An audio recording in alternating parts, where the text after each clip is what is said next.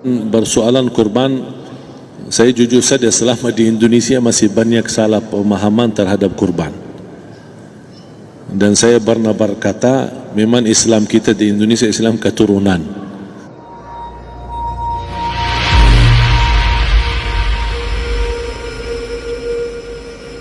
Ya, jadi asal tahu saja. Ya, tapi dari segi belajaran, mohon maaf ya, kita terlalu jauh terhadap pemahaman. Yang saya maksud, kita melaksanakan sesuatu tapi kita sudah belajar, sudah tahu, bukan hanya asal saya dengar, saya lihat, saya bukan sebatas itu, tapi kita punya dasarnya. Dan ini kelemahan kita, di antaranya kurban. Saya pernah mendengar, bukan malah sering mendengar soal kurban dihitungkan beroran. Jadi keluarga suami istri sama 5 anak berarti jumlah 7, wajib sapi. Kalau kurang daripada itu, atau misal suami istri tidak mampu, boleh ini tahun kurban kambing atas nama suami, tahun depan atas nama istrinya. Ini hal keliru sebenarnya. Yang dihitungkan soal kurban beda sama akikah dan beda sama zakat fitrah.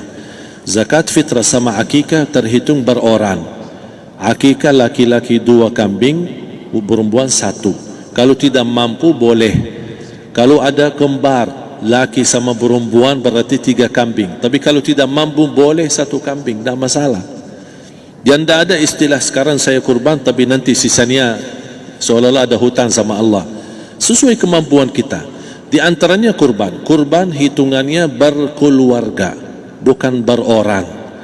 Buktinya Rasulullah SAW dan juga cerita Nabi Ibrahim. Ketika Nabi Ibrahim mau sembelih Nabi Ismail, Allah turunkan apa? Mengganti sembelihan Nabi Ismail dengan ekor kambing dari surga. Berapa ekor kambing? 1. Padahal Nabi Ibrahim punya istri 2 dan anak. Ada istri Siti Hajar dan Sarah. Kemudian anaknya Ismail dan Ishak. Berarti semuanya berapa? 5. Kenapa Allah tidak turunkan 5 ekor kambing? Karena hitungannya memang 1 keluarga. Yang kedua, Rasul sendiri sembelih 2 kambing. Pertama, Bismillah atas nama Muhammad dan keluarga Nabi Muhammad. Padahal kita tahu keluarga Nabi Muhammad SAW termasuk keluarga besar. 11 istri, belum lagi anaknya, laki-laki sama perempuan. Ada yang hidup maupun sudah mati. Sudah termasuk semua. Yang hidup maupun mati. Yang kedua, Rasul sembelihan yang kedua atas namaku dan umatku. Umat ini berapa miliar? Cuma 1 ekor kambing. Kenapa Rasulullah SAW berkurban atas nama dirinya dan umatnya? Saya mengambil salah satu di sini tanda sayangnya Rasul kepada umatnya. Jadi saya selalu berkata, orang miskin yang tidak mampu berkurban seharusnya bangga di hari kurban, karena Rasul sudah kurbankan duluan atas nama dia. Jadi terima kasih ya Rasulullah, ingatkan kita. Yang kita tidak mampu, Rasul sudah. Bahkan kalau Rasul sudah kurban atas nama umatnya yang tidak mampu, berarti sudah terkabul. Kita aja belum tahu kabul atau tidak kalau kita berkurban. Tapi kalau Rasul sudah terjamin makbul. Oleh sebab itu hitungan kurban itu adalah 1 keluarga. Misal bapa punya istri, punya anak. Itu kalau mampu sapi silahkan, mampu 1000 sapi silahkan. Kalau soal kemampuan tidak ada masalah. Tapi kalau soal kewajiban, tidak ada wajib lebih daripada 1 ekor kambing. 1 ekor kambing. Misal kalau bapa punya istri 4, misal, cuman ini misal ya. Istrinya 4, setiap istri anaknya 10. Berarti jumlah berapa? Anak 40, istri 4, berarti 44, sama bapa 45. Wajib 1 ekor kambing saja, cukup untuk semua ini. Tapi kalau soal mampu, ya silahkan. Mau 1000 kambing boleh, mau 1000 sapi boleh. Tidak ada yang melarang kalau soal kemampuan. Dan kalau kita mau sembelih, Bismillah atas namaku dan keluarga. Tidak perlu bawa data-data nama keluarga. Jadi disebutkan tukang sembelihnya, ada capek menunggu sambil sebutkan nama-nama. Tidak perlu. Udah Bismillah atas namaku dan keluarga. Termasuk kata atas namaku dan keluarga, termasuk orang tua yang sudah meninggal. Termasuk orang tua yang karena kita adalah hasil daripada orang tua. Itu sudah termasuk, tidak perlu kita sebutkan. Ada sebagian ulama membolehkan kalau kita mampu, mau khusus kambing atas nama orang tua, tidak masalah kalau kita mampu. Tapi kalau kita tidak mampu, itu sudah termasuk orang tua kita bersama keluarga besar kita. Ini salah satu kenikmatan, dan ini termasuk juga sedekah yang berguna bagi orang yang sudah meninggal di keluarga kita. Wallahu ta'ala. Dan juga masalah panitia, bisa kita mewakili. Kalau kita tidak mengerti sembelihannya dan tidak mengerti cara bagiannya. Tapi ada satu sunnah yang termasuk kehilangan sunnah ini, adalah banyak yang tidak mau makan dari hasil kurban. Padahal itu sunnah Rasul. Dari akikah boleh makan, dari kurban pun boleh makan. Bahkan sunnah SAW dibagi 3. Sepertiga pertama dihadiahkan. Maksudnya kata dihadiahkan kepada orang kaya.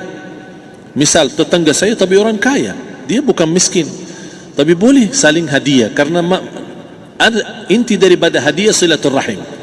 Ada keluarga kita termasuk mampu, tapi saya kasih, ini alhamdulillah saya sembelih sapi. Barangkali dia tidak mampu, cuma sembelih kambing. Udah, kita dapat daging kambing, dia dapat daging sapi. Tapi dengan niat hadiah, bukan sedekah, karena dia bukan orang miskin yang menerima sedekah. Yang sepertiga yang kedua adalah sedekah. Sedekah itu termasuk orang miskin. Yang ketiga, kita makan sendiri. Bahkan Rasulullah SAW selepas Idul Adha, beda sama Idul Fitri. Sebelum Idul Fitri dia makan kurma, meyakinkan batalan puasa. Tapi kalau Idul Adha tidak makan dan minum sebelum salat, kenapa? Bukan berarti tidak boleh. Tapi Rasulullah SAW ingin pertama pembukaannya, buka sarapannya atau makan di pagi harinya selepas Idul Adha adalah dari hasil sembelihan kambing itu atau dari kurban. Jadi kita sebagian sedikit. Tapi kalau kita merasa alhamdulillah rezeki saya banyak di rumah, alhamdulillah banyak ada makanan, mau sedekahin semuanya, semua mau sedekahin, tidak masalah. Tapi yang saya maksud, kenapa tidak kita sekali-kali hidupkan sunnah Rasul? Jadi sebagian, walaupun ada sebagian sedikit lah, buat istilahnya sama sedikit porsi nasi atau apa, karena kita berhak sebagai kita kurbankan lillahi ta'ala, kita berhak menikmati kurban ini yang lillahi ta'ala supaya kita mendapatkan keberkahannya, bukan hanya orang lain. Terus yang kedua ada masalah pembayaran. Kalau kita wakili panitia, boleh kita pesan sama panitia, tolong sedikit dari kurban saya minta buat saya makan. Itu tidak masalah, kita boleh minta. Dan boleh kita wakili, tapi kita tolong ingatkan, tidak boleh pembayaran hasil sembelihan itu dari kulitnya. Ini menjadi salah satu persoalan di Indonesia. Banyak tukang sembelih datang, ketika kita tawarkan untuk sembelih ini, berapa pak? Oh tidak apa-apa, kasih aja kulitnya sama kepalanya. Jangan anda setuju, jangan anda terima. Oh maaf, saya tidak bisa. Bapak berapa ongkos sembelihannya? Kita harus sepakat dulu. Tidak, saya ikhlas, tidak apa-apa, seikhlasnya. Tapi yang penting kepalanya sama kulitnya. Itu aja yang saya minta, yang lain tidak apa-apa. Tidak boleh. Tidak boleh. Kenapa? Karena ini kurban. Kata kurban berarti lillahi ta'ala, bukan untuk jual beli. Kalau kita sudah bayar dari bagian kurban, berarti bukan lillahi ta'ala. Harus kita jaga amalan itu. Tapi bagaimana cara jalan keluarnya? Kita harus sepakat, ijab kabul. Sepakat dulu, Pak, saya udah begini, saya kasih untuk sembelihan 50.000. Bapak setuju? Ya udah setuju. Selesai kan? Sudah sembelih, sudah potong, sudah semua. Lepas ini semua kita kasih ongkos 50.000 ongkos sembelihannya. Habis itu, Pak, kulitnya sama kepala hadiah buat Bapak. Itu tidak apa-apa, tidak masalah. Tapi bukan untuk bayar sembelihan. Faham maksud saya? Harus dibedakan supaya jangan sampai amalan kita kurban habis biaya, habis ini malah tidak diterima karena sudah kita bayar sebagian daripada kurban. silahkan bayar apa yang kita sepakati, mau hadiahkan kepada dia, karena kita tidak bisa guna. Buat apa yang kita mau gunain kulitnya, tidak bisa, tapi mereka buat mereka lebih berguna. Oleh karena itu kita bisa hadiahkan untuk mereka. Bahkan kita bisa juga kasih daging untuk mereka bisa menikmati sebagai sedekah. Wallahu ta'ala alam.